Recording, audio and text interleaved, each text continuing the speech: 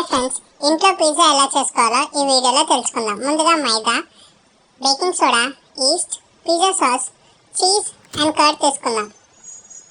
ఈస్ట్ని ఒక గ్లాస్లో వాటర్ వేసుకొని ఈస్ట్ వేసుకొని లైట్గా బేకింగ్ సోడా వేసుకొని బాగా ఉండలు లేకుండా కలుపుకుందాం. తర్వాత ఉన్న తీసుకొని అందులో మైదా వేసి ఆ మైదాలో సాల్ట్, చక్కెర అండ్ కర్డ్ వేసి బాగా పిసుకుదాం. పిసుకండి. తర్వాత ఈ పిసికిన మిశ్రమంలో కొద్దిగా ఈస్ట్ వేయండి. తర్వాత మళ్ళీ పిసికి దాన్ని సాఫ్ట్ డౌగా చేయండి. దీనికి బాగా ఆయిల్ మసాజ్ చేయండి. నా గుండెలో ఉన్న కండల్ని పీకి ఆయిల్ మసాజ్ చేశాక 20 minutes పాటు రెస్ట్. మీన్వైల్ మనం కత్తితో ఆనియన్ ని కోసేద్దాం. ఎలా కోయాలంటే పెద్ద పెద్ద ముక్కలుగా పిజ్జా మీద టాపింగ్స్ కోసం.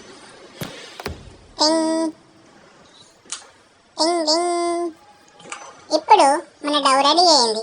దీన్ని 4 pieces కిందగా డివైడ్ చేసుకుందాం. అలా డివైడ్ చేసిన పీస్లో ఒక పీస్ తీసుకొని దానిపైన మైదా వేసి అటు ఇటుగా బాగా రుద్ది ఒక ట్రే తీసుకొని ఆ ట్రే మీద పిజ్జా షేప్ వచ్చేలా అద్దుకుందాం. తర్వాత ఫోక్తో అన్ని హోల్స్ పెట్టుకుందాం. వా, పెద్ద షెఫ్ అయిపోయేలా ఉన్నాను ఫ్రెండ్స్. పిజ్జా సాస్ అప్లై చేసి కొద్దిగా చీజ్ వేద్దాం. పైన ఆనియన్స్ వేయాలి. ఈ ఆనియన్స్ పైన మరికొద్దిగా చీజ్ వేద్దాం టేస్ట్ కోసం. గుండెలో ఉన్న కండల్ని పీకి గోకి గిలిగింతలు పెట్టకు జాకి, డాగిలా ఉంటాను నీ కాలి. ఇప్పుడు ఓవెన్ తీసి ఆ ఓవెన్ లో ఈ పిజ్జా పెట్టి 230 degrees సెంటీగ్రేడ్ మీద 20 minutes పాటు బేక్ చేద్దాం.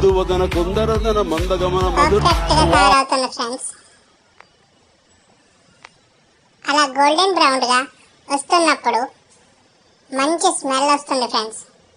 ఇప్పుడు 20 minutes తర్వాత ఓవెన్ ఆఫ్ చేసి పిజ్జా బయటికి తీసి చల్లారేదాకా వెయిట్ చేసి వేడి ఫ్రెంచ్ ఫ్రైస్ ని తీసి ఆ పిజ్జా పై అలంకరించుకొని తింటే స్వర్గం ఫ్రెండ్స్.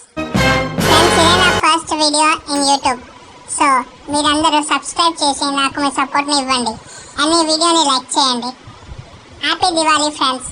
సో మీరు మీ ఫ్యామిలీతో సంతోషంగా ఉండాలి, ఈ దివాళీని హ్యాపీగా సెలబ్రేట్ చేసుకోవాలని మనస్ఫూర్తిగా కోరుకుంటున్నాను ఫ్రెండ్స్. ఎలా వచ్చిందో ప్లీజ్ నా కామెంట్ సెక్షన్లో కామెంట్ చేయండి ఫ్రెండ్స్.